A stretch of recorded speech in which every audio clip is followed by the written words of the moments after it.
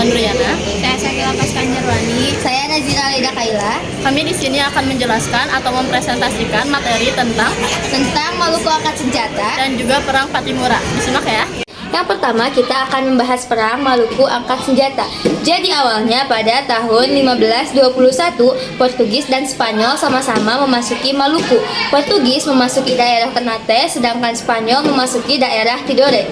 Baik Portugis maupun Spanyol dua-duanya berhasil menjalin persekutuan yang baik dengan para warga pribumi. Awal mula konfliknya tuh Portugis tuh ngedenger kalau ada kapal dari Banda yang mau beli cengkeh ke Ternate. Portugis tuh ngerasa kalau itu tuh persaingan dagang, makanya si Portugis gak terima, jadi dia kapalnya tuh ditembak sampai tenggelam.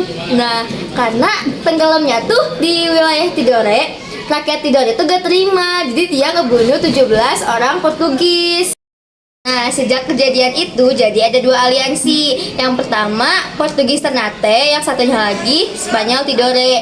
Nah kan pokoknya Portugis sama si Spanyol ini ke Maluku tuh buat dapetin rempah-rempahnya kan. Mereka tuh gak mau cuma dari satu wilayah kekuasaan mereka aja. Mereka tuh pengen nguasain Maluku, makanya banyak terjadi konflik-konflik di antara Portugis sama Spanyol. Tapi pada tahun 1529 dibuat perjanjian damai, yakni perjanjian Saragossa.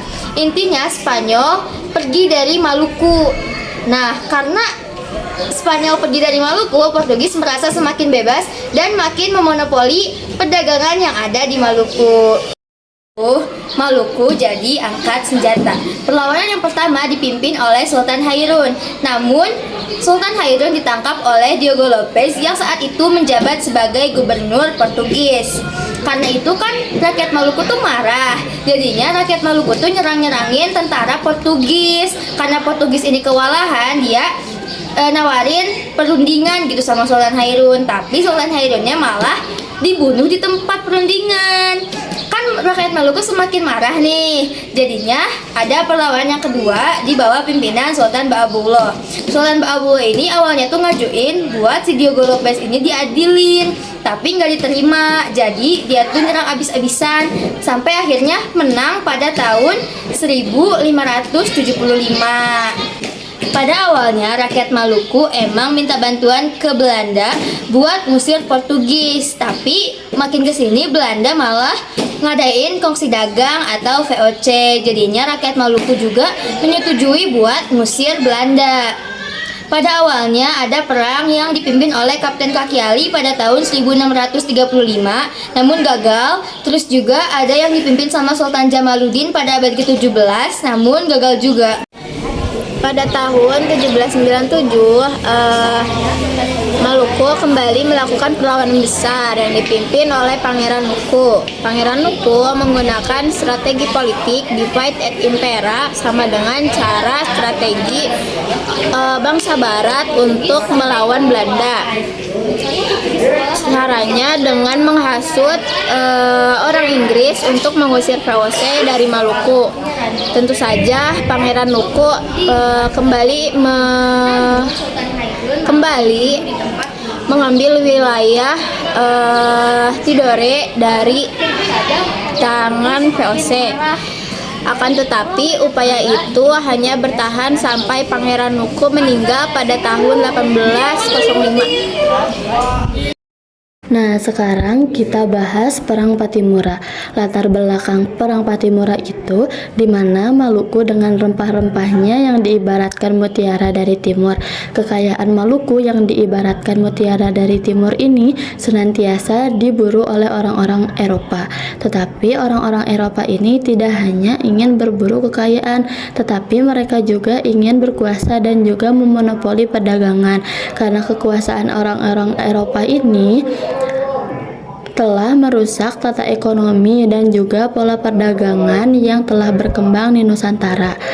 Pada saat pemerintahan Inggris di bawah Raffles, Maluku senantiasa lebih tenang karena orang-orang Inggris ini senantiasa membayar hasil bumi orang Maluku, dan juga kerja rodi di sana itu mulai dihilangkan, dan juga rakyat-rakyat atau pemuda-pemuda Maluku diberikan kesempatan untuk bekerja di dinas angkatan perang Inggris. Tetapi pada masa pemerintahan kolonial Hindia Belanda, hal tersebut menjadi berubah.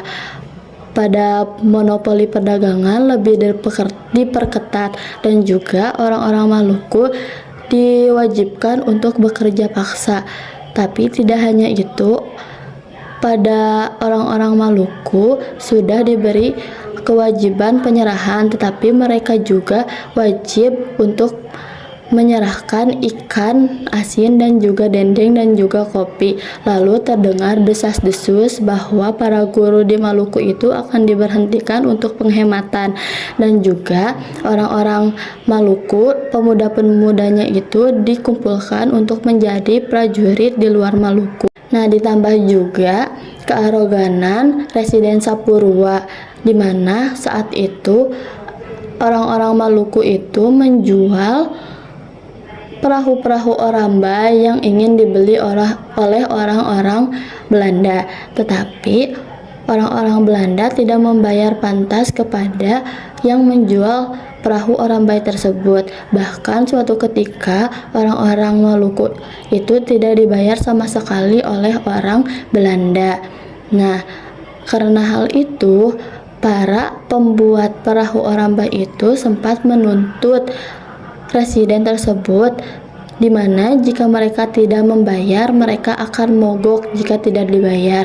Tapi Residen Sapurua van den Berg tidak menerima tuntutan tersebut, yang membuat rakyat Maluku semakin murka dan juga semakin kesal. Nah, dari situ ada pertemuan rahasia antar pemuda dan tokoh Maluku. Yang pertama itu ada di Pulau Haruku, dan pada 14 April 1817 itu ada pertemuan di Pulau Saparua, dan juga ada juga di hutan kayu putih.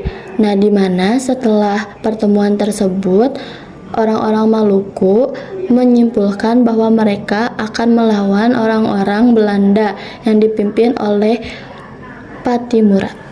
Nah, lalu pertempuran pertama yang dilakukan oleh Patimura dan juga prajurit-prajuritnya yaitu menghancurkan kapal-kapal Belanda yang ada di pelabuhan. Lalu para prajurit dan juga Patimura itu melakukan penyerangan ke benteng de Oorstede. Nah, di sana itu sudah ada prajurit-prajurit Belanda, dan kemudian terjadi pertempuran yang Belanda itu dipimpin oleh Residen van den Berg. Lalu untuk para pejuang dari Maluku itu ada tokoh-tokoh seperti Christina Martatiahu, Lukas, dan juga yang lain-lain. Lalu akhirnya Residen van den Berg itu terbunuh dan kemenangan didapatkan oleh para pejuang Maluku. Dari situ bangsa orang-orang Belanda mengambil prajurit dari Ambon sebanyak 300 yang dipimpin oleh Mayor Betjes yang diapit oleh kapal Nassau dan juga Everstein. Tapi akhirnya rakyat Maluku menang lagi dan Mayor Betjes pun terbunuh. Lalu Patimura pun memusatkan untuk mengepung benteng Zelandia. Tapi orang-orang Belanda melihat gelagat para rakyat Maluku. Lalu dari situ patroli mulai diperketat. Karena hal tersebut, orang-orang Maluku akhirnya tidak bisa merebut Zelandia, dan akhirnya rakyat Belanda pun menang. Upaya perundingan mulai ditawarkan, tetapi tidak ada kesepakatan. Lalu orang-orang Belanda pun mengerahkan segala kekuatannya dan juga meminta bantuan Batavia untuk merebut kembali benteng de Oorstede. Lalu pada Agustus 1817, Pulau Saparua diblokade dan juga orang-orang Belanda mengepung benteng de Oorstede dengan tembakan meriam. Nah, dari situ beberapa perlawanan yang ada di luar benteng mulai dikalahkan oleh para bangsa Belanda. Oleh karena itu, wilayah di kepulauan tersebut kembali ke tangan Belanda. Dalam kondisi tersebut, Pattimura memerintahkan para prajuritnya untuk meninggalkan pertahanan tersebut, yang oleh karena itu membuat Benteng Duurstede kembali ke tangan Belanda. Nah, dari situ Pattimura dan prajuritnya tetap melawan dengan gerilya, tapi pada bulan November 1817 salah satu pembantu dari Pattimura, yaitu Ayah Christina Marta Tiahau atau Kapitan Paulus Tiahau itu ditangkap. Lalu tawanannya pun diinterogasi oleh Buiskes. Nah, ayahnya juga dikena hukuman mati. Tapi si Marta Tiahau nggak kena hukuman mati karena umurnya masih sangat muda. Tapi dia sama ke-39 prajurit lainnya dibawa ke Pulau Jawa buat dijadiin kerja rodi paksa di perkebunan kopi. Nah, selama itu si Marta Tiahau-nya nggak mau makan, nggak mau buka mulut, jadi dianya sering sakit-sakitan. Karena sering sakit-sakitan, dianya meninggal pada tanggal 2 Januari 1818. Nah, mayatnya dibuang ke Laut Buru. Penjelasan dari kami, apabila ada kurang dan lebihnya mohon dimaafkan. Wassalamualaikum Warahmatullahi wabarakatuh.